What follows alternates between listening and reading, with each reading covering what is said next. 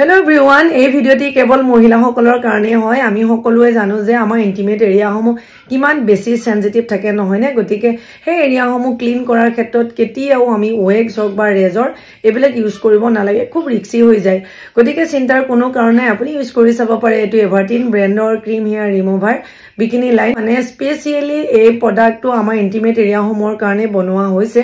আৰু এই প্ৰডাক্টটি এটা ভাল কথাটো হৈছে